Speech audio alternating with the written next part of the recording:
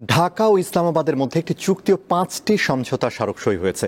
পাকিস্তানের পররাষ্ট্রমন্ত্রী ইসহাক দার ও বাংলাদেশের পররাষ্ট্র উপদেষ্টা তৌহিদ হোসেনের বৈঠকের পর এগুলো সই হয়।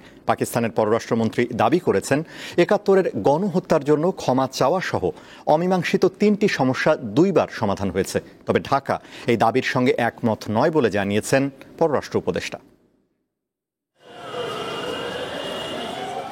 বাংলাদেশ সফরের শেষ দিন রবিবার হোটেল সোনারগাঁওয়ে বাংলাদেশের পররাষ্ট্র উপদেষ্টা তৌহিদ হোসেনের সঙ্গে একান্ত বৈঠক করেন পাকিস্তানের উপপ্রধানমন্ত্রী ও পররাষ্ট্রমন্ত্রী ইসহাক দার। ঢাকা ইসলামাবাদ সম্পর্ক আরও গতিশীল করতে তারা 2 ঘণ্টা ধরে বিভিন্ন দিক নিয়ে আলোচনা করেন। পরে দুই দেশের সরকারি কর্মকর্তাদের ভিসামুক্ত যাতায়াত নিশ্চিতে একটি চুক্তি সই হয়।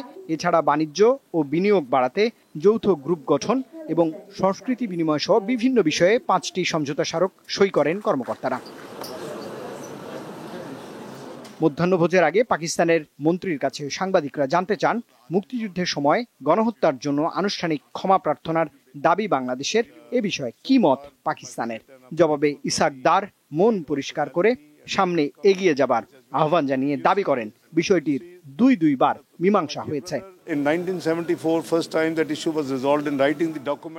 অমীমাংসিত ইস্যুটি 1974 সালে প্রথমবারের মতো নিষ্পত্তি হয়েছে।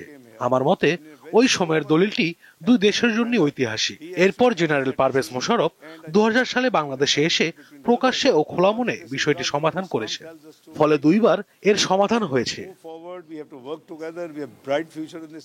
অবশ্য এই বক্তব্যের সঙ্গে দ্বিমত পোষণ করে বাংলাদেশ, যা ফরেন সার্ভিস একাডেমিতে সংবাদ সম্মেলনে জানান পররাষ্ট্র উপদেষ্টা। দ্বিপাক্ষিক সম্পর্ককে যাতে খুব স্মুথলি এগোতে পারে এই জন্য এদেরকে পিছনে ফেলতে হবে এবং দুই পক্ষই এটুকু এগ্রি করেছি যে আমরা এই নিয়ে কথা বলবো এবং চেষ্টা করব এই ইস্যুগুলি যেন আগামীতে বা কোনো এক পর্যায়ে, একদিনে হয়ে যাবে না, এটা আমরা এটাও স্বীকার করেছি যে ঝট করে আমরা একদিনে বসে এটা সমাধান করতে পারবো না।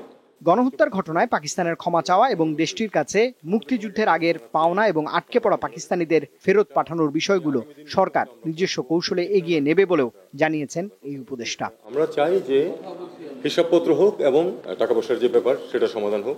আমরা চাই যে এই যে এখানে গণহত্যা হয়েছে সেটার ব্যাপারে তারা দুঃখ প্রকাশ করুক, মাপ চাক। এদিকে পাকিস্তানের বাণিজ্য মন্ত্রী জাম কামাল খান জানিয়েছেন 2 মাসের মধ্যে ঢাকা ইসলামাবাদ সরাসরি ফ্লাইট চালুর ব্যাপারে তিনি আশাবাদী।